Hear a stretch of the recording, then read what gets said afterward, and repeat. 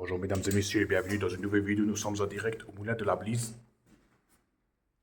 Alors là, je vais vous montrer le texte du Moulin de la Blise.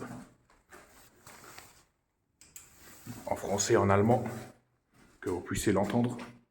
C'est qu'elle est vraiment magnifique.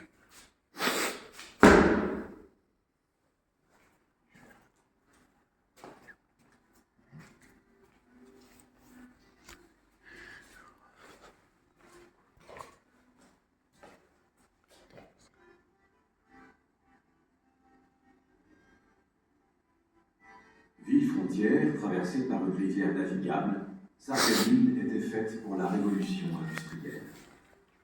Dès l'aube du XIXe siècle, les propriétaires fonciers et les paysans ont répondu à l'appel des machines à vapeur. Ils sont devenus capitaines d'industrie et ouvriers. Ensemble, ils ont créé la faïencerie de Sarreguemines. L'organisation maternaliste des familles dirigeantes successives et le savoir-faire des ouvriers, la prospérité puis le déclin économique de la faïencerie ont profondément marqué la ville et ses habitants. Dans ce moulin, les hommes et les femmes de Sarreguemines ne nous transmettent pas seulement la mémoire de leur travail et de leur technique. Ils nous donnent à voir le récit d'une histoire industrielle moderne.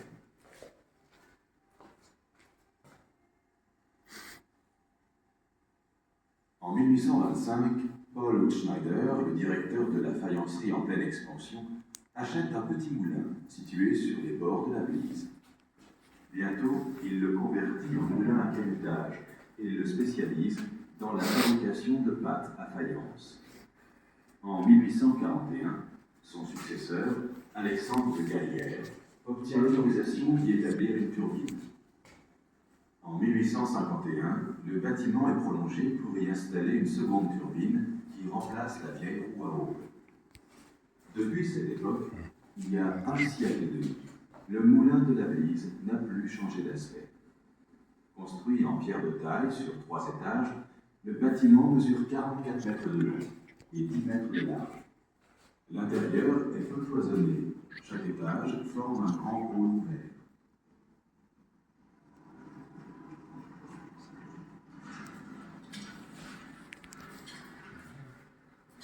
Habité par le vacarme incessant d'une forêt de courroies et d'arbres de transmission, le moulin captait l'énergie de la rivière et la guidait jusqu'en haut du bâtiment.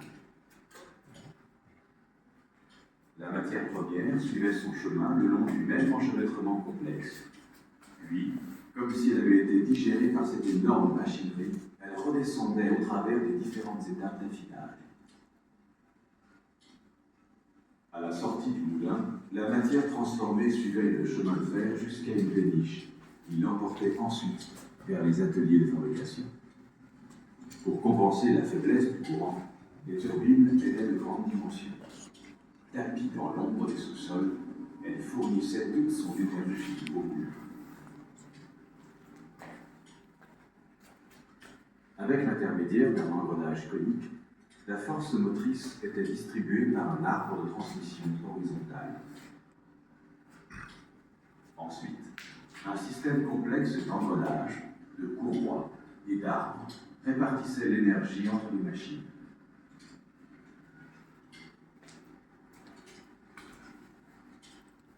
Vers 1900, le moulin a été électrifié. Un alternateur a été raccordé à la transmission centrale par un système de courroies et de renvois.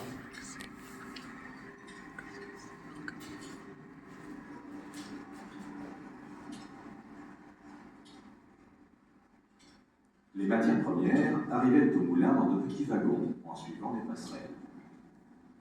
Une passerelle reliait le premier étage à la bâtisse ouverte abritant le four à calciner et la meule verticale à galets. L'autre passerelle reliait le deuxième étage au hangar de stockage.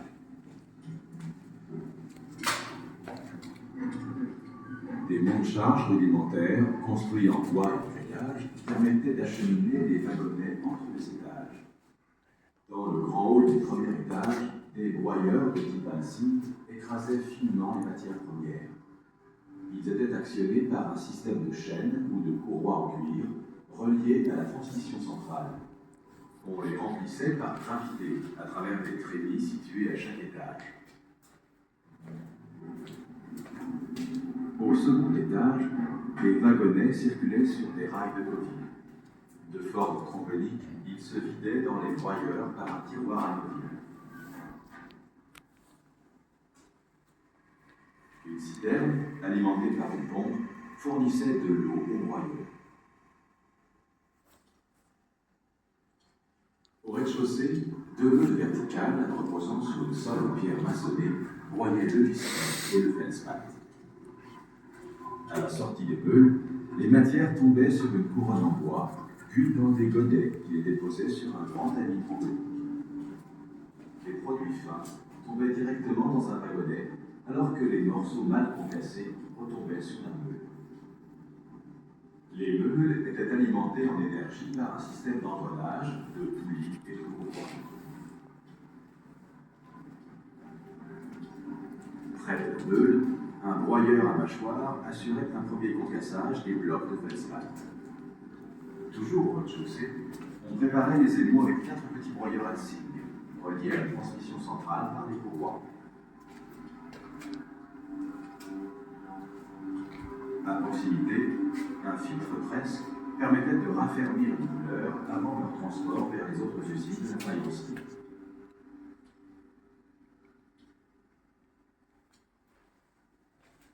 Aujourd'hui, le moulin réunit tous les aspects de la fabrication de la faïence, alors qu'à l'époque de sa pleine activité, il en constituait seulement une étape. Ainsi réaménagé, il nous raconte une histoire de terre et de feu, pleine de savoir-faire et de passion, celle des hommes et des femmes de la faïencerie de Sarreguemines.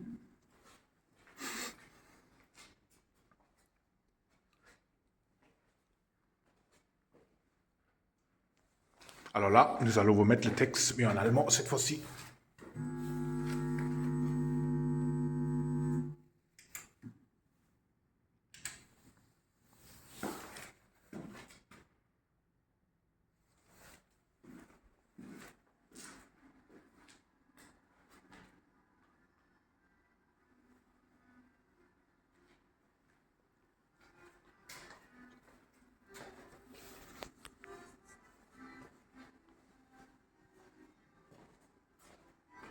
Sarreguemines war, als Grenzstadt und von einem schiffbaren Fluss durchquert, für die industrielle Revolution wie geschaffen.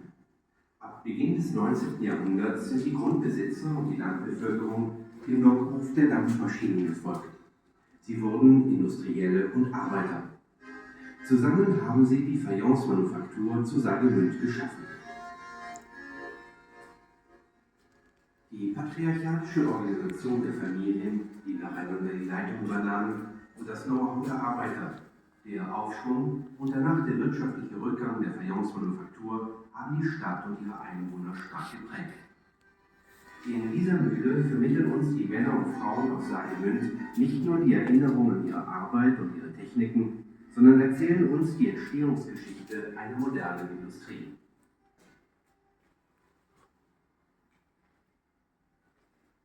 Im Jahre 1825 kaufte Paul Utzschneider, der Direktor der in vollem Aufschwung befindlichen Fayencemanufaktur, eine kleine, an den Ufern der Wies gelegene Mühle.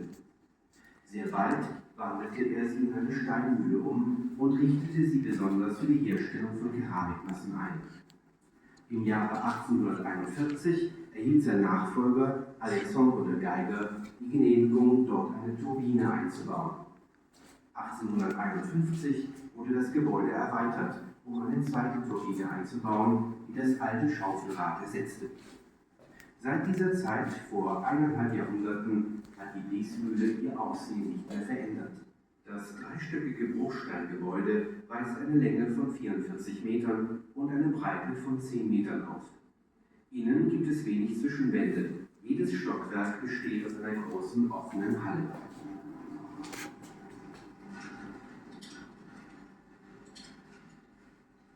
Erfüllt vom unaufhörlichen Lärm der zahllosen Antriebsriemen und Wellen, gewann die Mühle die Energie aus dem Fluss und leitete sie bis ins oberste Stockwerk des Gebäudes. Der Rohstoff nahm ebenfalls seinen Weg durch dieses Labyrinth nach oben, um dann, als ob er von dieser gewaltigen Maschinerie verschluckt würde, über die verschiedenen Verarbeitungsphasen wieder nach unten zu gelangen. Nach dem Verlassen der Mühle wurde der veredelte Stoff mit der Eisenbahn zu einem Lastkahn befördert, der ihn der Lager zu den Produktionsstätten brachte.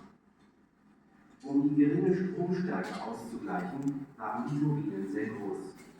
Im dunklen Keller versteckt, lieferten sie der Mühle ihre ganze Energie.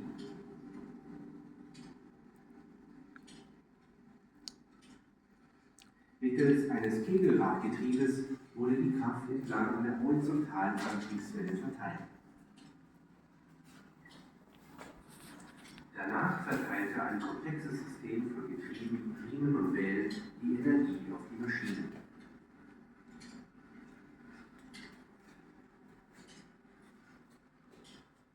Um 1900 wurde die Mühle elektrifiziert. Über ein System von Riemen und Umlenkscheiben wurde ein Wechselstromgenerator an den zentralen Antrieb angeschlossen.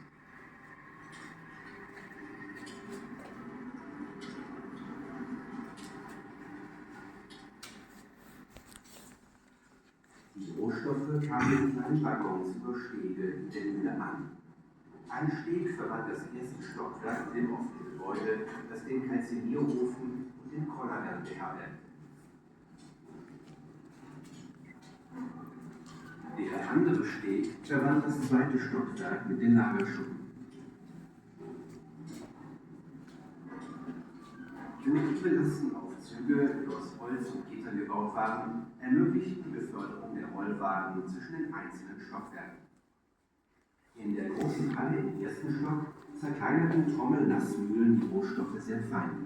Sie wurden über Ketten oder Lederriemen, die mit dem Hauptantrieb verbunden waren, angetrieben.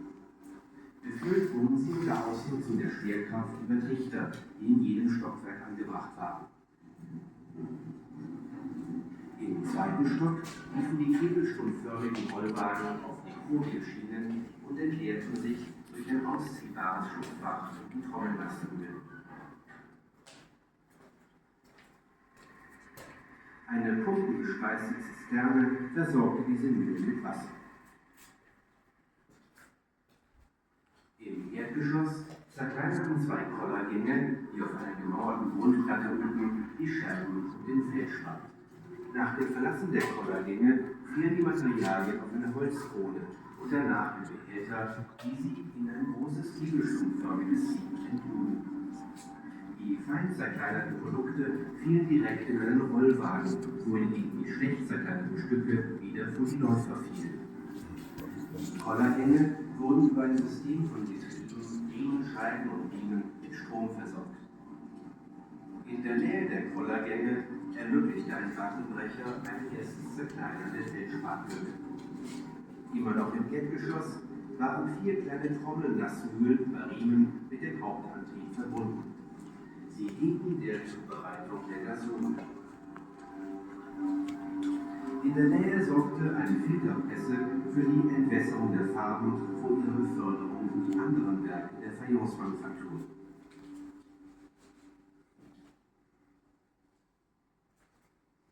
Heute beherbergt die Mühle alle Phasen der Herstellung, während in ihrer Blütezeit hier nur eine der Fertigungsetappen vor sich ging. Die Mühle, die auf diese Art wieder ihrer eigentlichen Bestimmung zugeführt wurde, erzählt uns eine Geschichte von Erde und Feuer, reich an Wissen und voller Leidenschaft, die Geschichte der Männer und Frauen aus der Fayencemanufaktur Saargemünd. Alors là, je vais vous montrer un peu le reste en décoration du moulin de la Blise, de l'intérieur, les machines et tout ça. C'est qu'elle est vraiment magnifique.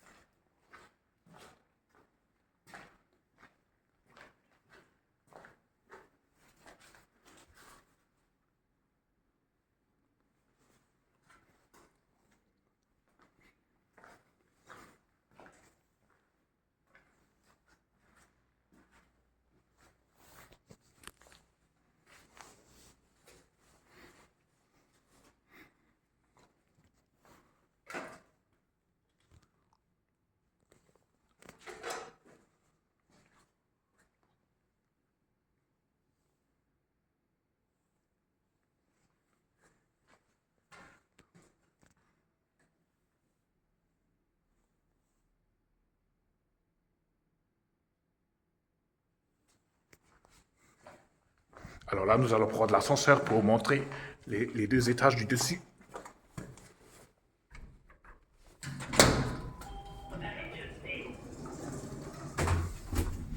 Portes ouvertes. Fermeture des portes.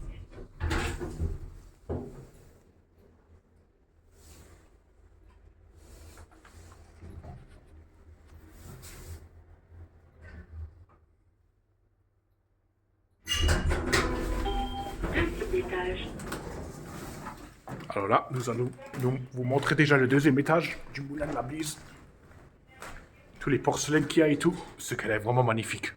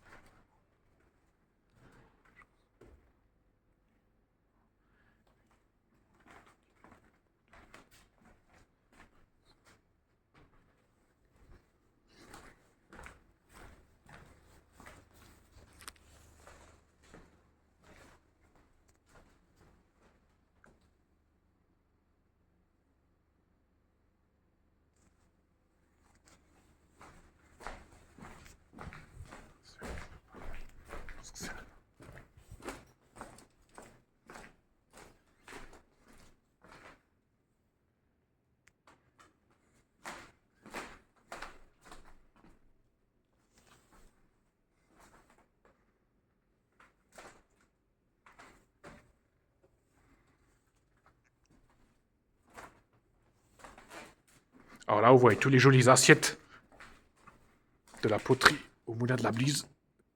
En porcelaine, c'est qu'elle est vraiment magnifique.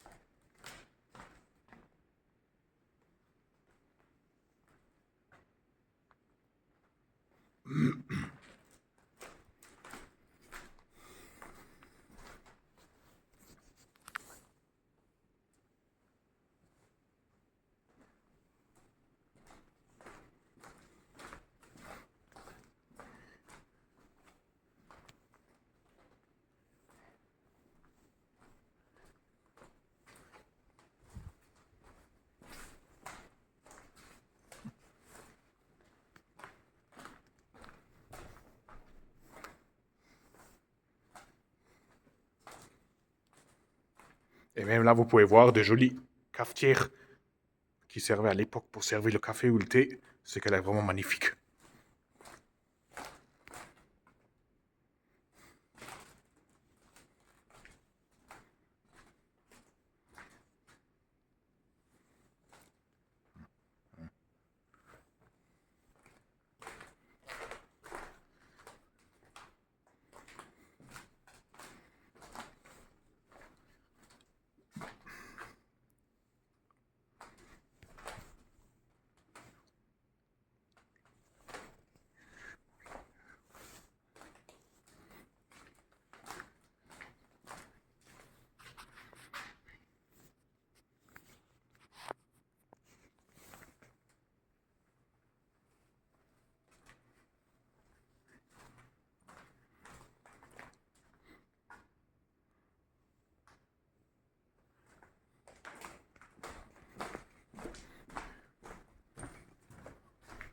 Alors là, c'est malheureusement accès interdit, on peut pas y monter. Parce qu'ils ont mis une chaînette autour.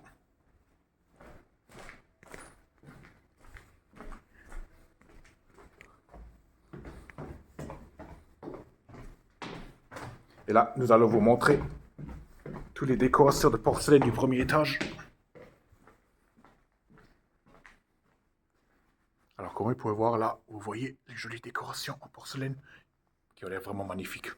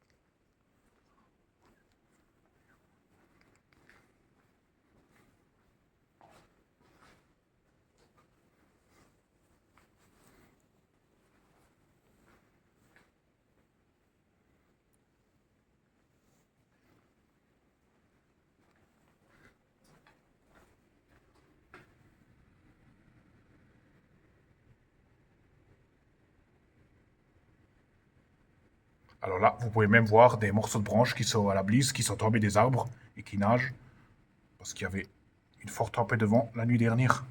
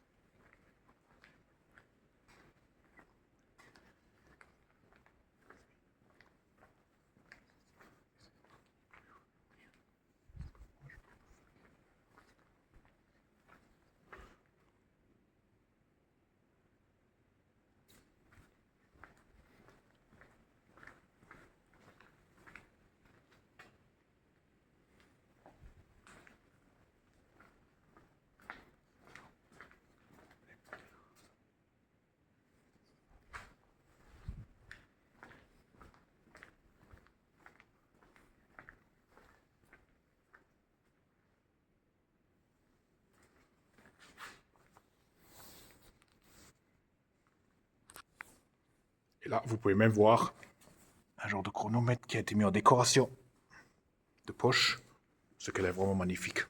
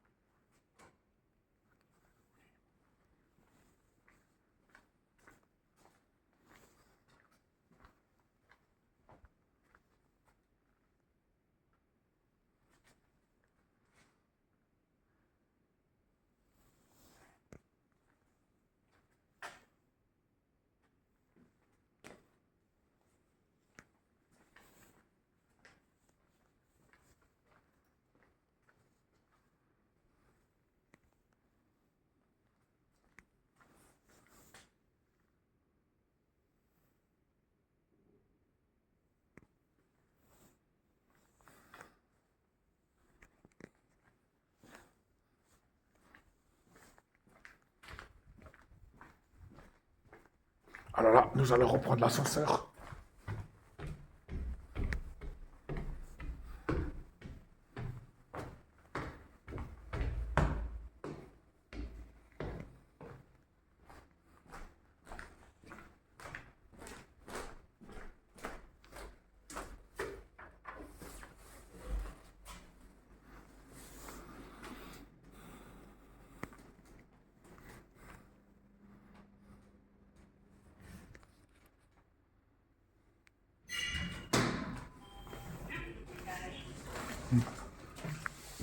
Portes ouvertes.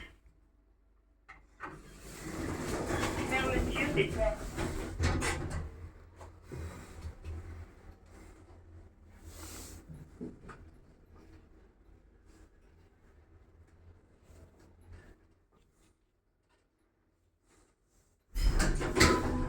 Rez-de-chaussée.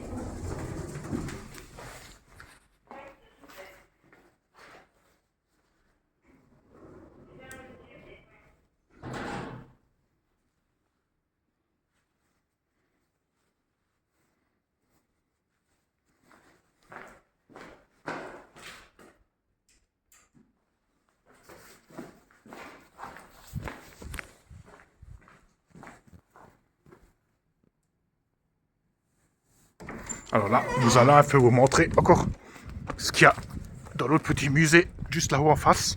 Les jolies décorations. Et d'abord, nous allons vous montrer la jolie cascade du Moulin de la Blise qui est montée un peu à cause de ces derniers temps, la pluie qu'il y a eu et la neige.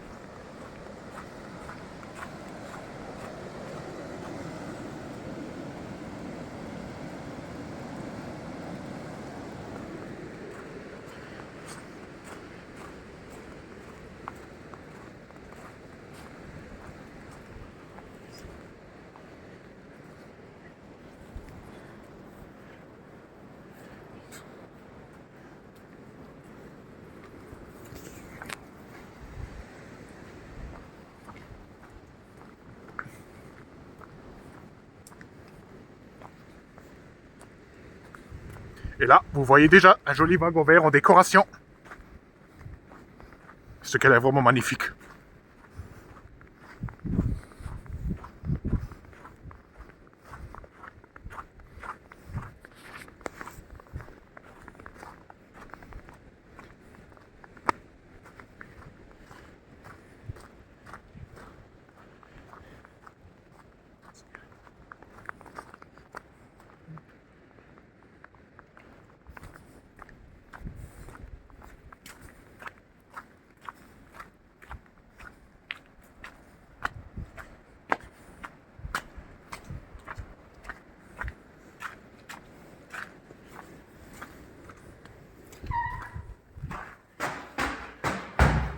Alors là, comme vous pouvez voir, vous voyez une jolie maquette où on voit le moulin de la Blise en miniature.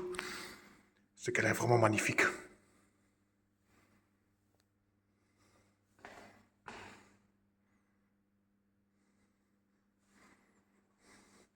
Et même là, vous pouvez voir un joli select des nuages qui a été fait en miniature sur la maquette. C'est qu'elle est vraiment magnifique.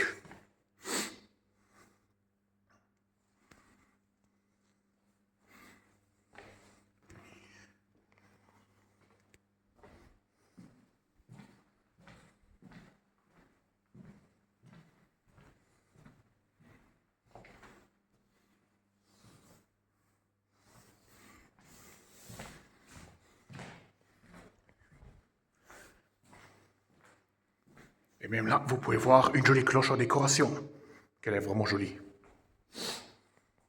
Et même là, vous voyez une jolie genre de mosaïque coupée en différentes couleurs. Alors ça, c'est du porcelaine qui a été découpé pour faire en différentes couleurs comme une genre de mosaïque, mélangée avec de jolies couleurs, ce qu'elle est vraiment magnifique.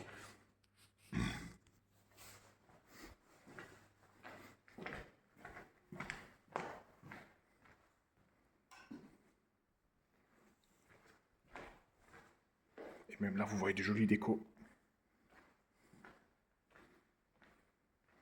Ce qui était à l'époque la production d'électricité, ce qu'elle est vraiment jolie.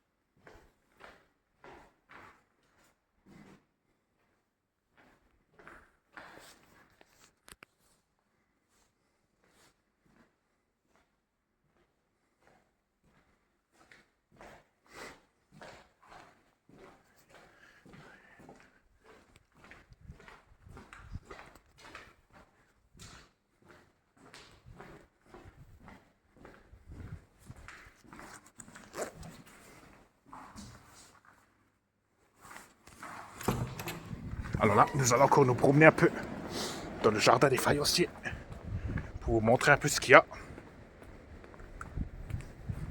Et la jolie neige qui est tombée cette nuit. Alors là, comme vous pouvez voir, c'est de la neige fine qui tombe. Et cette neige, elle ne tient pas parce que le sol est déjà bien mouillé.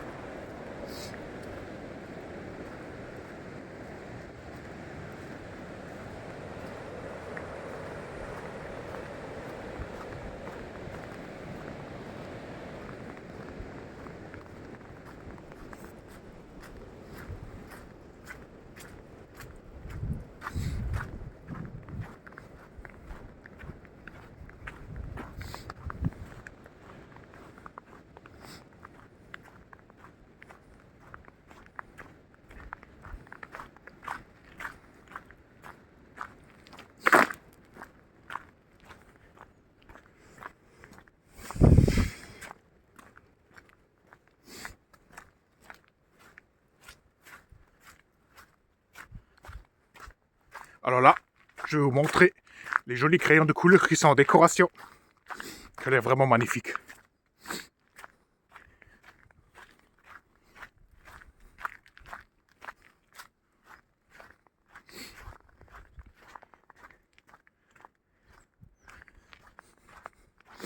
Et même là, vous voyez comme une genre de yourte en forme de branche qui a été fait.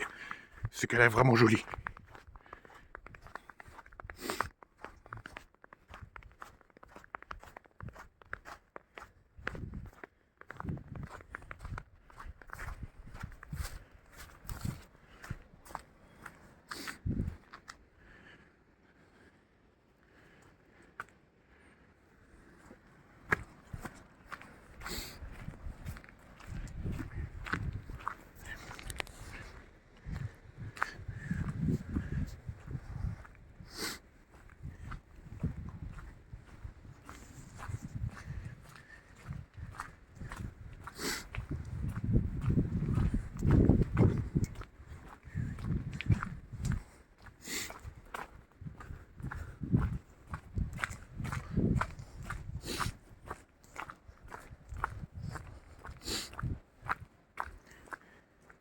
Alors là, vous pouvez aussi voir un joli wagon jaune en décoration, qu'elle est vraiment magnifique.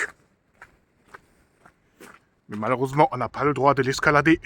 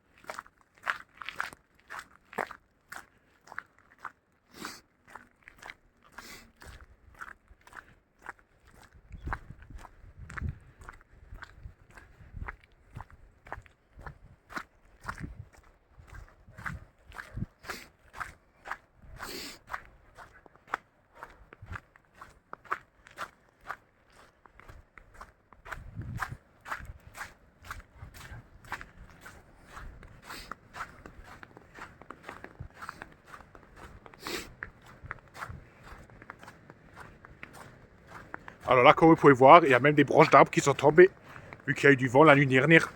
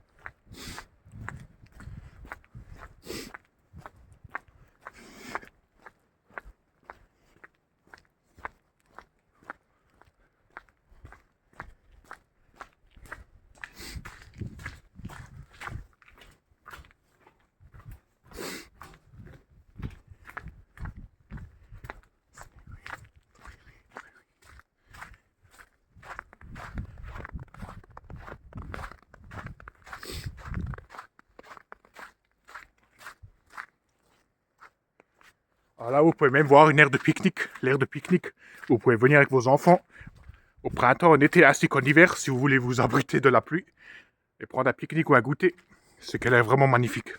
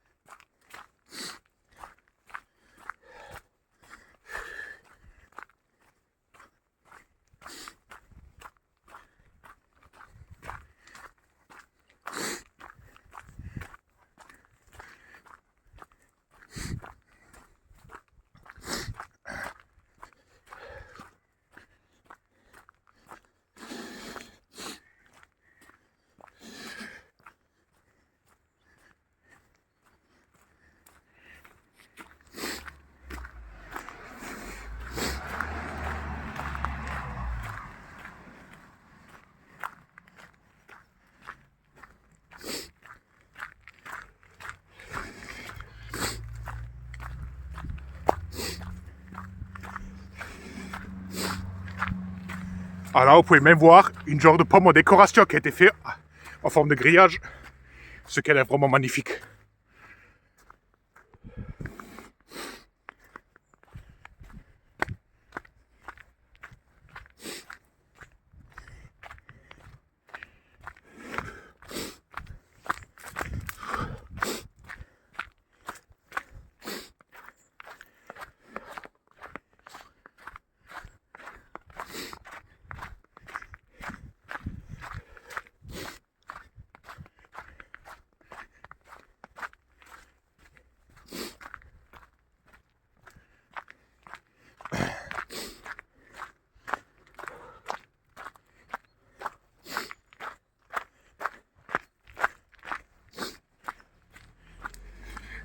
Alors là, vous pouvez même voir le tunnel qui est fait en forme de feuille, où on va passer en dessous, ce qu'elle est vraiment magnifique.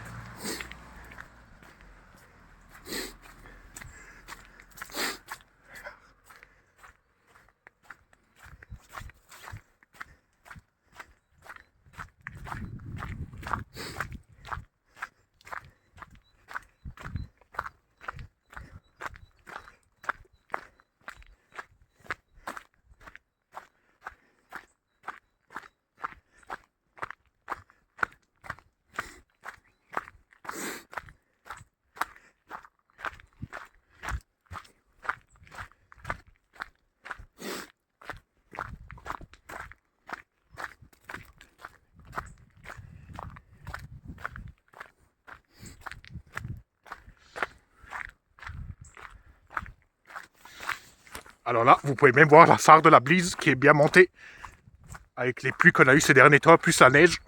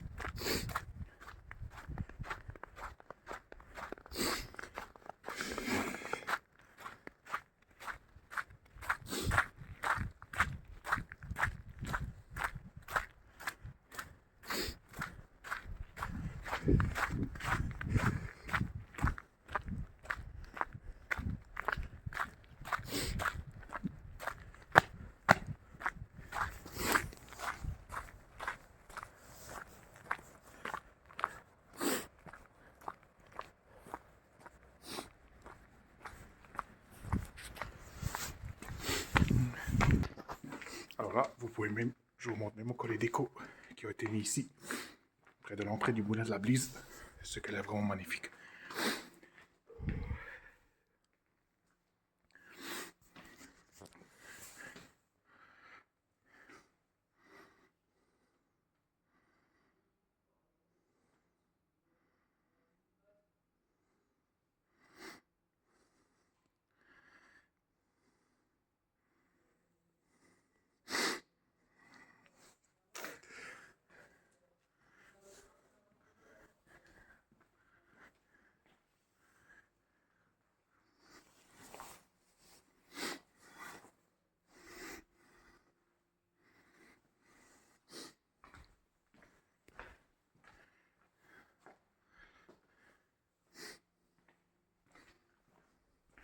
Alors comme vous pouvez voir, là ils ont même, je crois, ajouté des nouvelles décos en porcelaine, ce qu'elle est vraiment magnifique.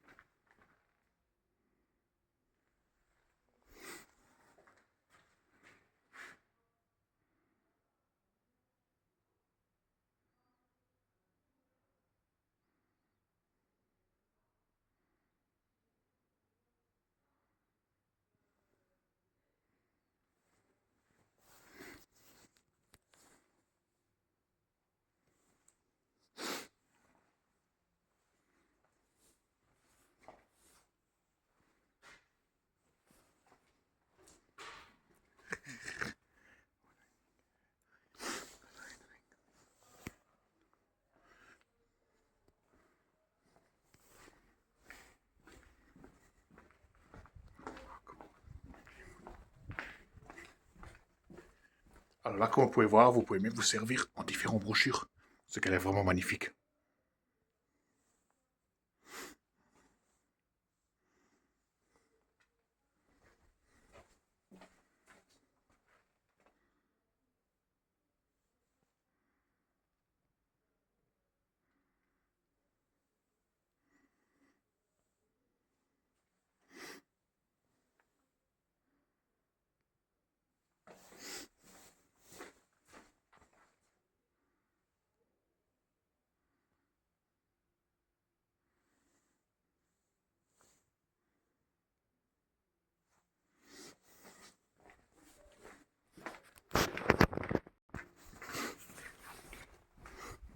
Alors comme vous pouvez voir là, nous venons même d'acheter le pass annuel qui dure pendant une année, où il y a écrit Musée de Sarreguemines. Alors comme vous pouvez voir, le pass va jusqu'au 10 janvier 2027, ce qu'elle est vraiment magnifique.